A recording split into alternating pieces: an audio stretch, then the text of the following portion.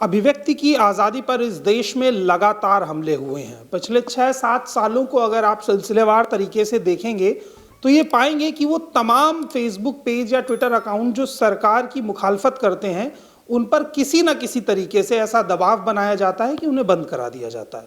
और जब पिछड़ा समाज या ओबीसी समाज या SC/ST माइनॉरिटी के लिए जो लोग आवाज़ उठा रहे हैं वो अपनी आवाज़ बुलंद करते हैं और सत्ता से सवाल करते हैं, तो उनकी भी अभिव्यक्ति की आज़ादी को इसी तरह से बंद किया जाता है।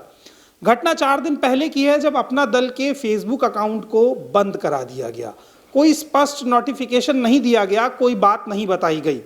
एक पार्टी जो वैसे ही अखिलेश यादव के साथ गठबंधन में है और वर्तमान सत्ता के खिलाफ अपनी आवाज़ को बड़ी दमदारी से रख रही है, उसके फेसबुक अकाउंट का बंद होना कहीं ना कहीं तो ये दर्शाता है कि सरकार चुनाव जीतने के लिए उन तमाम चीज़ों का इस्तेमाल करेगी जो नैतिक दायरे में भी शामिल हों या नैतिकता के दायरे से बाहर हो। सरकार वो हर संभव प्रयास करने की कोशिश करेगी जिसके जरिए इन तमाम आवाज़ों को दबाया जा सके। हमारी टीम बोलतंत्र ने जब पल्लवी पटेल से बात करने की कोशिश की तो आप ये भी देखिए कि उन्होंने सोशल मीडिया अकाउंट बंद होने पर क्या कहा है।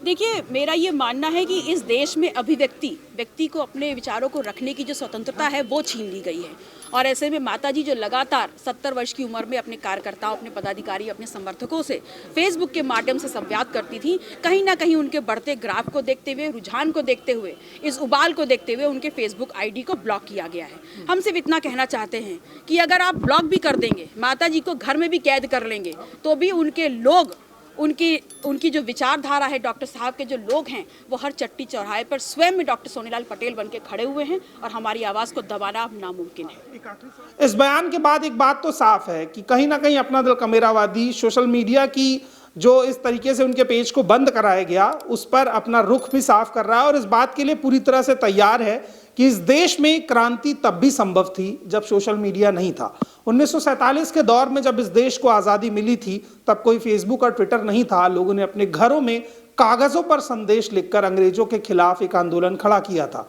वही बात आज भी लागू होती है कि सरकार शायद ये बात भूल रही है कि हिंदुस्तान वो देश है जहां लगभग 130 करोड़ की आबादी रहती है और हर बार वो सरकार को उसके कामकाज के लिए सवाल जवाब करती है। ये अधिकारों से संविधान देता है। तो अगर संविधान में दिए गए अधिकारों के खिलाफ सरकार कोई कदम उठाएगी तो उसको जनता के विरोध का सामना करना ही पड़ेगा। खैर, अभिव्यक्ति की आज़ादी को बचाने की पूरी जिम्मेदारी आप पर खुद है। अगर आप सरकार से सवाल पूछना बंद कर देंगे तो एक समय ऐसा आएगा जब सरकार आपको जवाब देना भी बंद कर देगी।